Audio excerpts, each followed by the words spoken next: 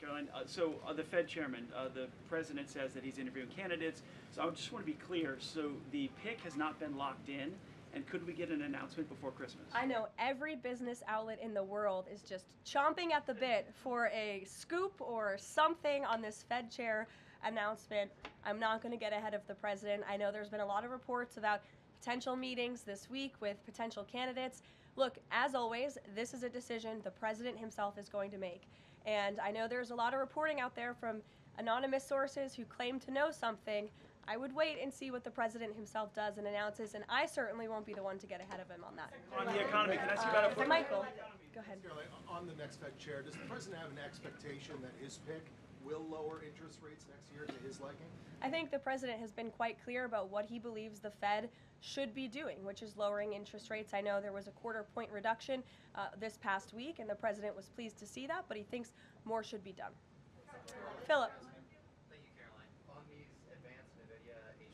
Chips.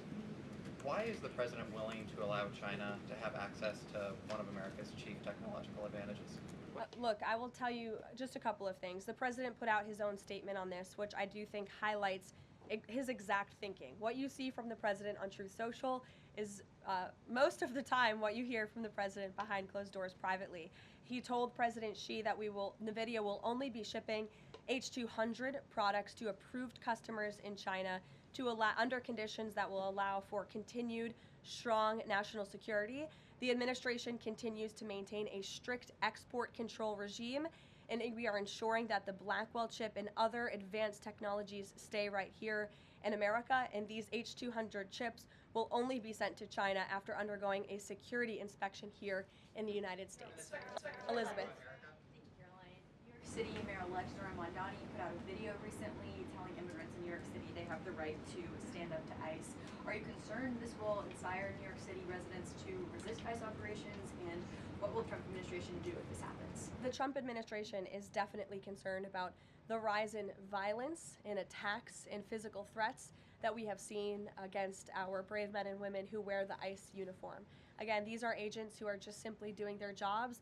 They are enforcing our nation's immigration laws, and we've seen more than a 1,000% increase in violent attacks on them and their families. They've been doxxed, they've been harassed, many of them have been physically assaulted and attacked.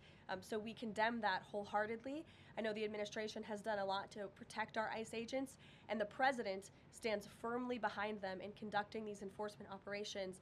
And there's a lot of talk from Democrat politicians in New York, but the Trump administration will continue to do our jobs in every state, and that's to remove illegal aliens and public safety threats from American communities. Sure. Thank you.